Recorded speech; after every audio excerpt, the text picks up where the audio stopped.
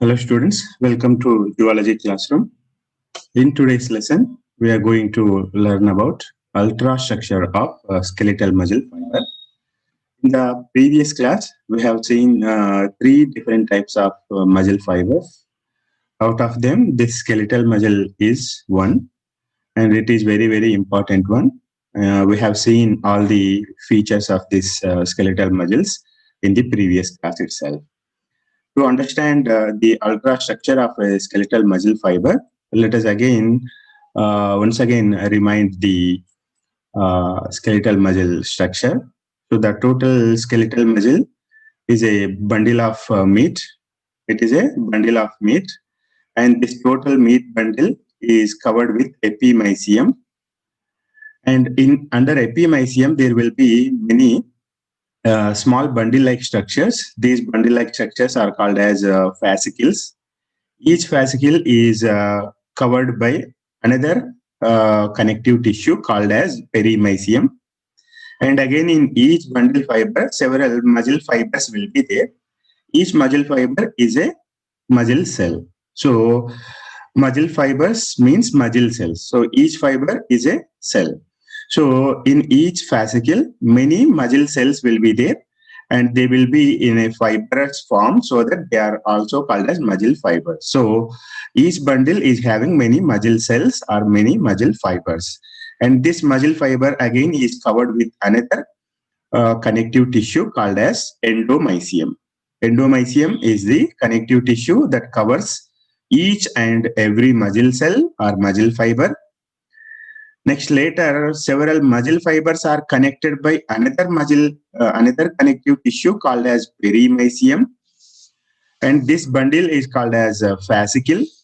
Several fascicle, again, they will be covered with another connective tissue called as epimysium. So, at the both ends, these three connective tissues, epimysium, perimysium, and endomysium, these three connective tissues, they will join together.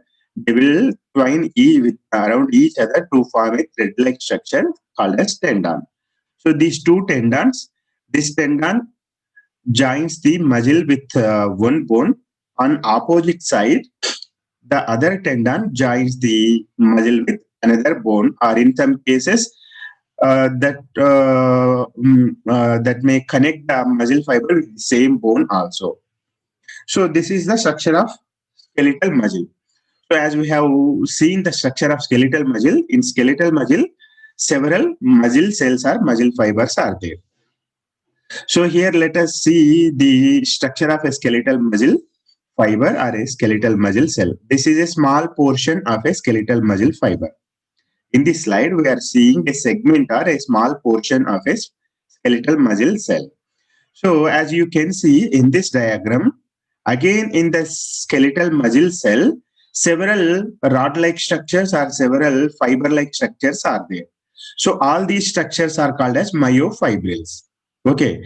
So in the previous slide, we have seen that each skeletal muscle cell is covered with a connective tissue called as endomysium.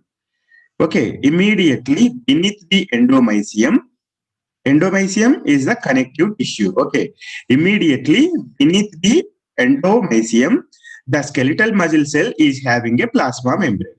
Okay, as you know, each cell will be surrounded by a plasma membrane. So the plasma membrane of skeletal muscle fibers is called as sarcolemma. Sarco word is related to muscles. Lemma means plasma lemma or plasma membrane. So lemma is a word will be given to membrane like structures.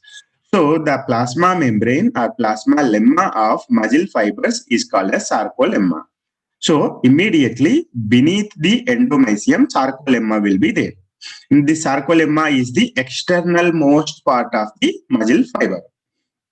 Okay, so inside the sarcolemma, the major portion of the skeletal muscle fiber or skeletal muscle cell is occupied by these myofibrils only. 99% portion of the inside of the cell, inside of this muscle cell is occupied by these myofibrils only. So, and the total most part of the muscle fiber is covered by this what myofibrils. So, and the portion of plasma, cytoplasm, sorry, the portion of cytoplasm is very, very less. And the cytoplasm mostly it will be at the periphery of the cell. So, you see the area where this cursor is moving on. So, on the periphery region of the muscle fiber. So this cytoplasm will be pushed away to the peripheral regions of the muscle fibers, and several nuclei will be there in the skeletal muscle fiber. So here you can see this black oval shaped structure. This is a nucleus. So several nuclei will be there. Usually in other cells, nuclei will be occupied in the center of the cell, but the major portion of the skeletal muscle fibers is occupied by myofibril, so that invariably all these nuclei, they are also pushed away from the center of the cell to the peripheral region of the skeletal muscle fiber. So that's why we can see all the nuclei on the peripheral region only. So this is another nuclei. We can see the bulging of this nuclei as it is pushed to the peripheral region. This is also another nucleus. Like the total nuclei, the number of the nuclei varies from cell to cell, but mostly many nuclei will be there. So all these nuclei are also pushed to the peripheral region of the cell. And remaining cellular organelles, remaining cell organelles like endoplasmic reticulum, Golgi complex, all these are also reduced in quantity, and they are also pushed to the peripheral regions of the cell. And this endoplasmic reticulum, it enters into the inside of these myofibrils also to form triad system. So triad system will be formed by this endoplasmic reticulum. So how this triad system will be formed, we will see in next part of this class. So this is the outline structure of the skeletal muscle fiber or a skeletal muscle cell. So in each skeletal muscle cell, major portion is occupied by myofibrils. So these myofibrils are rod-like or thread-like structures. So what are they made up of? What are these myofibrils are made up of? Let us see.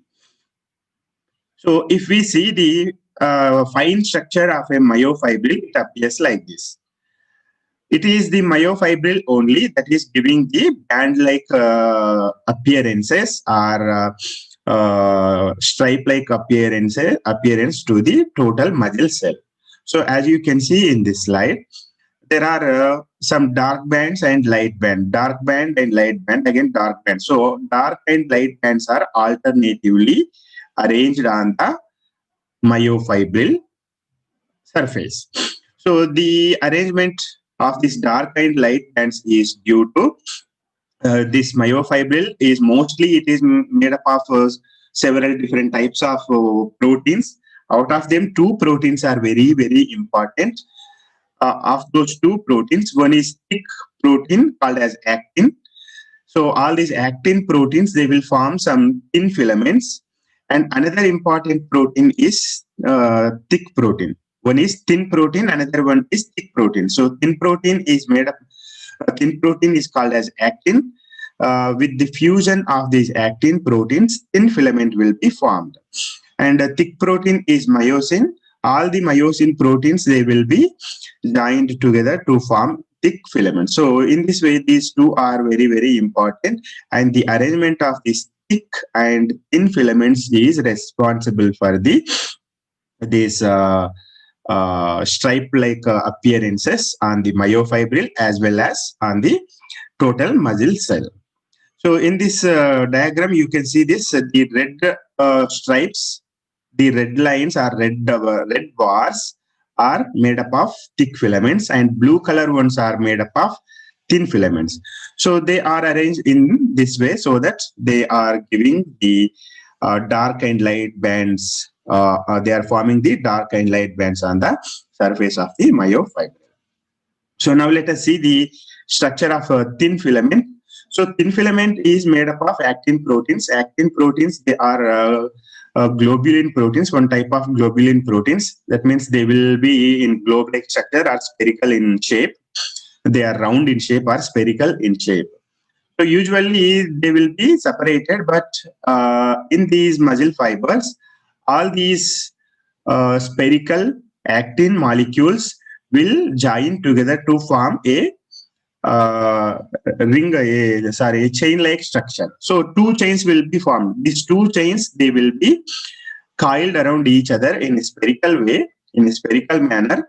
So spherically, they will be coiled around each other. So due to the spherical coil, what is happening? It is forming this thin filament. So each thin filament is having two fibers in it or two chains in it. And in each chain, several thin filaments, thin proteins or actin molecules are there. And each actin molecule is having one active site or binding site from where the thick filament is attached to this thin filament. So thick filament will have active sites. The active sites of thick filament will attach to the thin filament at this region where it is depicted with a black dot-like or black circle-like structure.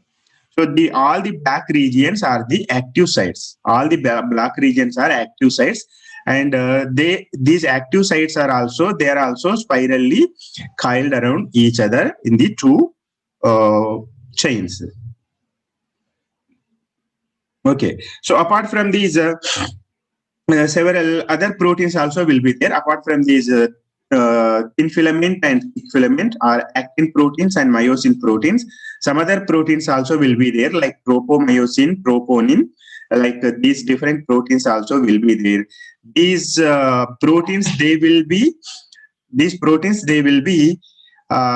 closing these active sites. So in the lower part of this diagram, you can see that all the blue color ones, okay, all the blue dots, all these black color dots are covered by this long thread-like structure. This is tropomyosin. Okay, so this tropomyosin is covering the active sites of the. This tropomyosin is covering the active sites of the thin filament. So when the active sites, all these black colored dots, when these black colored dots are active sites are covered by tropomyosin, thick filament cannot attach to this thin filament. Okay, so only when this tropomyosin filament is separated from this region, then only all these black dots will be exposed. That means active sites or binding sites will be exposed. Then only the thick filament can attach to this thin filament. Only when these two filaments are attached with each other at these active sites or binding sites, then only muscle contraction will be made possible. If the thick filament and thin filament are not attached with each other at these active sites or binding sites, then if they are not attached at this region, no sliding of filaments will be taken place, and no muscle contraction will also be taken place. So to occur the muscle contraction, it is very, very important to have this binding between thick filament and thin filament at this region of binding sites or active sites. So usually when the cell is not in contraction phase, when the cell is taking rest, during that time, the active sites are covered by this tropomyosin. So tropomyosin is a protein. This is also a fiber-like protein. It will be a thread-like. It will be in thread-like. It will be having thread-like structure. So this thread-like tropomyosin protein will be covering this region. And troponin protein. Okay, troponin protein also will help in this closure or covering of these active sites by tropomyosin protein. So to remove the tropomyosin protein from these active sites, troponin protein must react with calcium ions. When calcium ions come in contact with this troponin protein will be having three domains, three subdomains will be there. Three parts will be there in troponin protein. So when this troponin protein binds with calcium ions, then what will happen? Tropomyosin will be separated from this region. Active sites will be exposed, and muscle contraction also will be made possible. So, during the muscle contraction, just before the muscle contraction to occur, calcium ions must be released, and the calcium ions, they have to come and they have to bind with troponin protein. Only this tropomyosin will be separated. So this is about the structure and importance of thin filament in muscle contraction, and the structure of thin filament in myofibril arrangement. And coming to thick filament, they are made up of myosin molecules. So myosin molecule also is having two portions are there. In each myosin molecule, two chains will be there. Each chain will have one head region and one tail region. And these head regions, they will be projected upward. And the two proteins tail regions, the tail regions of these two myosin molecules, there also will be spirally piled around each other. So the tail regions are piled around each other in spherical manner, and head regions will be separated and they will be turned upward direction. So this is a single myosin molecule structure. Okay. So in the formation of myofibrils, what is happening? This type of myosin molecules will be, again, they will be coiled around each other. So this is a single, the upper portion of this slide is showing a single myosin molecule. Okay.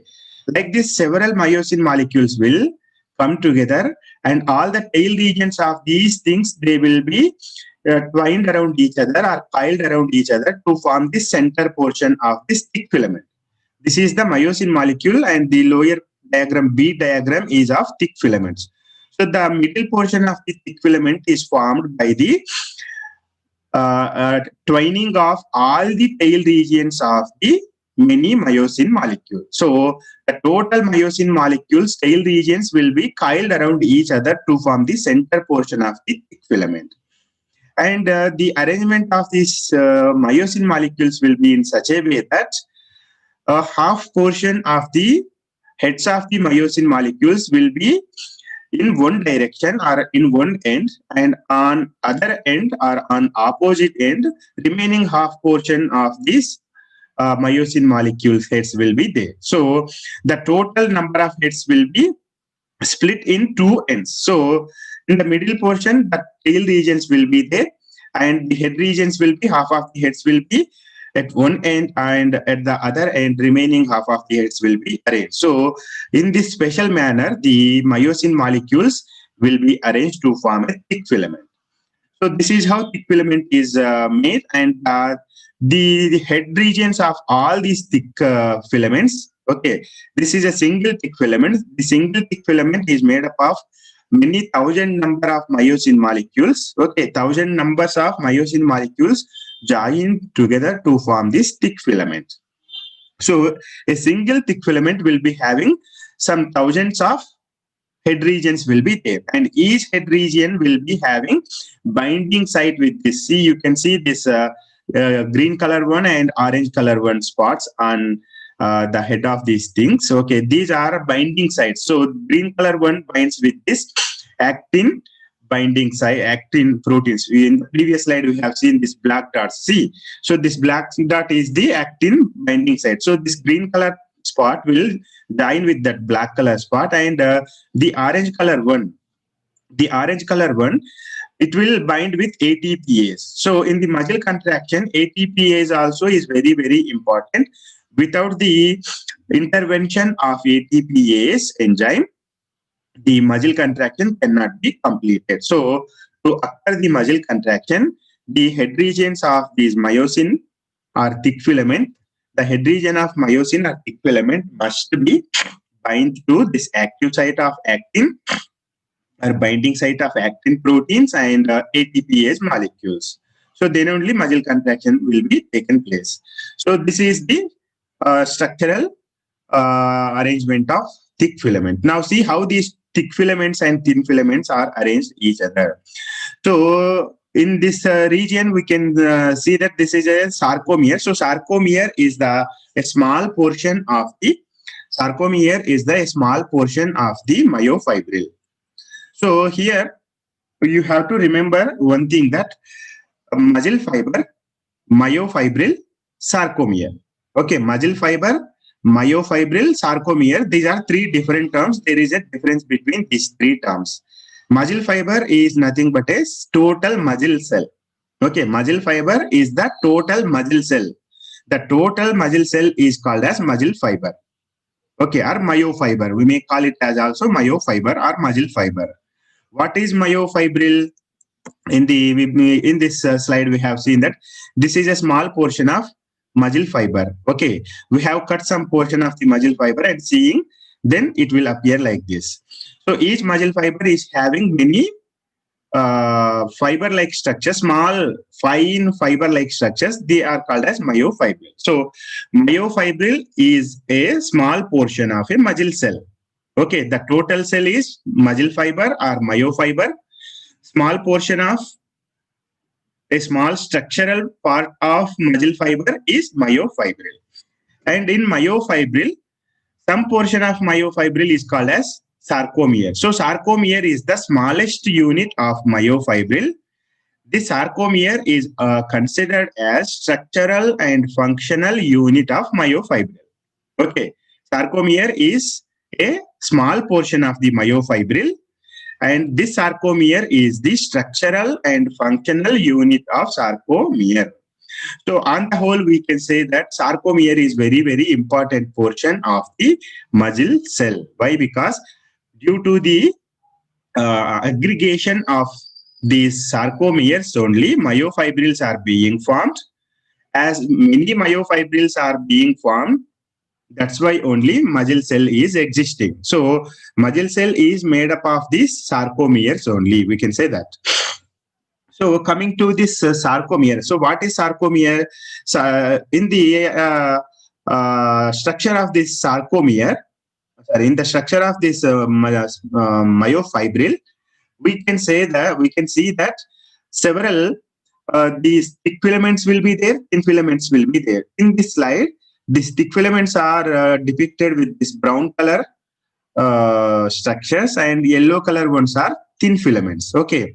So apart from thick filaments and thin filaments, several other proteins are also will be there in the structure of myofibril. So all these different proteins, they will form two other structures called as, one is Z disc or Z line, another one is M line. Z line and M line are very, very different structures from these actin proteins and myosin proteins. So apart from this actin and myosin proteins, several different proteins also will be there. Several different proteins will take part in the formation of sarcomere as well as myofibril. So out of them, let us see this Z disc. So Z disc is made up of, remember, this is not given in your textbook. So Z disc is made up of alpha actinin protein, okay, alpha actinin protein and titin protein, and third one nebulin. So three different proteins: alpha actinin, titin, and nebulin. These are the three different proteins that participate in the formation of Z line. Okay, and coming to this M line. M line is made up of myomesin protein, C protein, and one other enzyme will be there. That is creatinine kinase. Okay, myomesin protein, C protein, and creatinine kinase enzyme. So these three are participating in the formation of M line. So apart from these actin proteins, myosin proteins, troponin, tropomyosin proteins, we have 6 other proteins are also there in the formation of myofibril. So in the myofibril, several Z lines will be there. Z lines are made up of alpha actinin protein, titin protein, and third one nebulin protein. Okay, and M lines are also will be there. All the M lines are made up of myomesin protein, C protein, and creatinine kinase protein. Okay, so this is about this is all about all the structural components of myofibril. Okay, now coming to the sarcomere. What is sarcomere? So in a myofibril, in a single myofibril, so this is a small portion of myofibril. So in this myofibril, one Z line is here. Okay, apart from this, and then next immediately another Z line will be there. Later another Z line will come. So the region between the two successive Z lines is called as sarcomere. Okay, the region, the space between the two alternatively arranged or two successive Z lines is called as sarcomere. So the sarcomere will be repeated immediately in the next region also. Like this, several sarcomeres will be there. So if we see the structure of a single sarcomere, the same will be applicable to the remaining sarcomeres also. So the total myofibril structure can be understood by the single sarcomere. So in the sarcomere, what is happening? These myofibrils, okay, these myofibrils are having sarcomeres, many sarcomeres in them. Okay, in each sarcomere, we are seeing in the middle region of the sarcomere, all the thick filaments will be arranged, and around these thick filaments, thin filaments will be arranged. Okay, and the arrangement of thick and thin filaments, if we see the myofibril in a section, in a this what transverse, horizontal section. So all the big sized dots are they are thick filaments, and small sized dots are thin filaments. So around each thick filament, 1, 2, 3, 4, 5, 6 thin filaments will be there. And around each thin filament, this is a thin filament. Around each thin filament, 1, 2, 3 thick filaments will be there.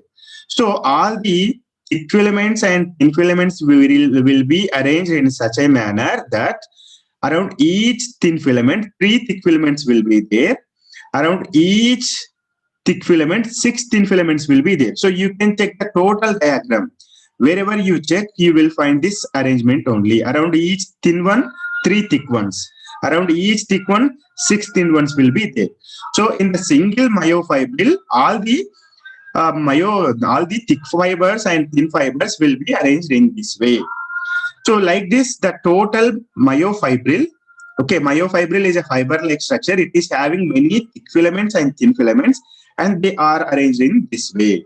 So this is very, very important. Why? Because all these thin filaments will be having active sites, and these thick filaments will be having many heads projected in all directions. Okay, let us assume that this is the center portion of the thick filament. So at the ends, both ends of these thick filaments, as you can see in this diagram, this is the center region.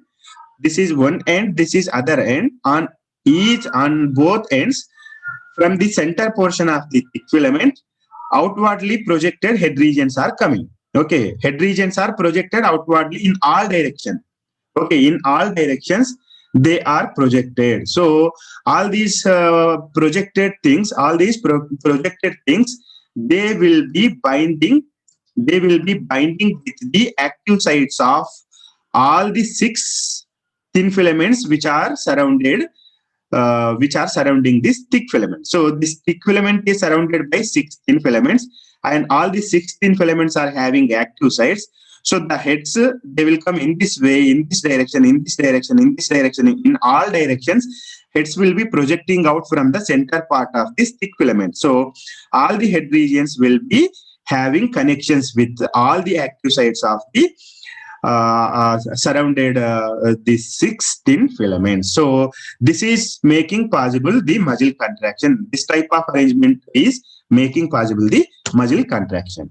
So coming to the last part of this structural arrangement of this muscle fiber is that triad system is there. So this triad system is made up of this T tubules and lateral sacs. So T tubules and lateral sacs. The pink color one, as you can see in this diagram, the pink color one is T tubule or transverse tubule.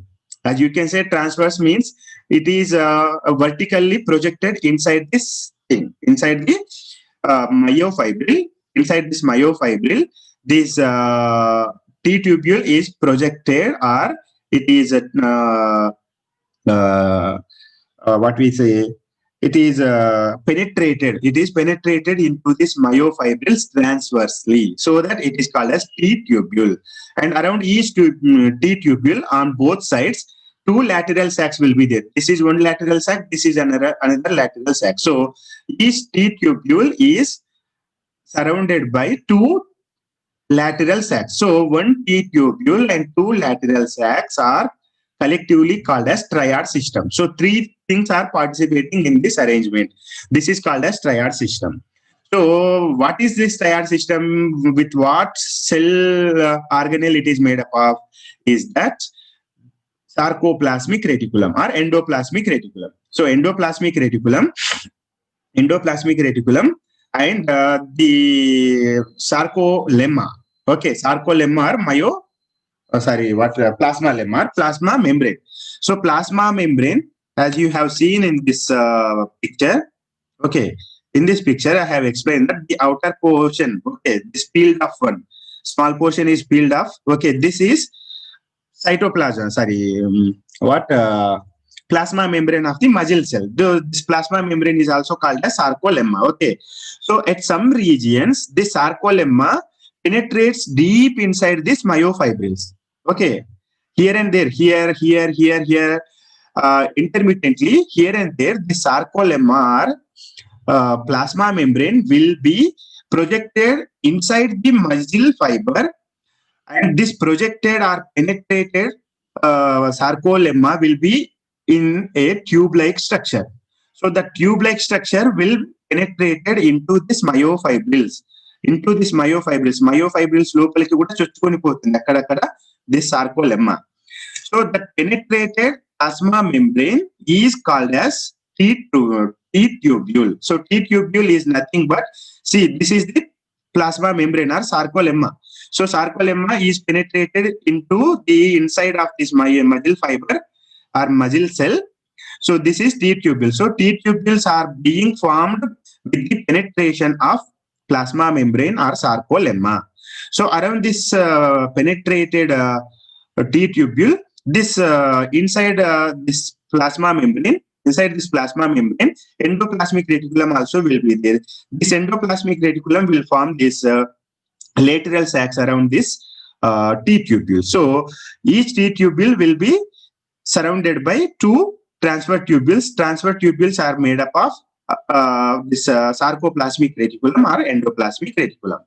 So these are very, very important. Why? Because the sarcoplasmic reticulum will be storing calcium ions. Okay, sarcoplasmic reticulum will be storing calcium ions, and this T-tubule, it will bring the action potential.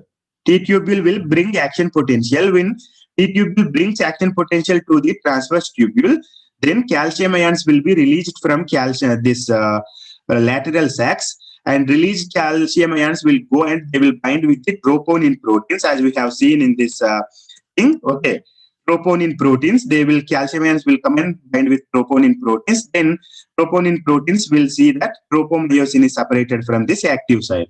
Then thick filament sites will attach these black sites, and then muscle contraction will take place. So to happen the muscle contraction, this triad system is very, very important. In triad system, T-tubule is bringing action potential from the nervous system. Okay, nervous system bringing action potential. That action potential propagated into this muscle fiber through this T-tubules only. And this T-tubule, when it brings action potential, this lateral sacs will release calcium ion. When action potential is stopped, again calcium ions will be taken inside this lateral sacs. When calcium ions taken inside the lateral sacs, muscle enters into relaxation phase. When calcium ions release out, muscle contraction will start. When calcium again it is taken back inside the lateral sacs, muscle enters into the muscle relaxation phase. So in this way, this triad system is very, very important. So this is about ultrastructure of muscle fiber. With this, today's topic is over. And in next class, we will see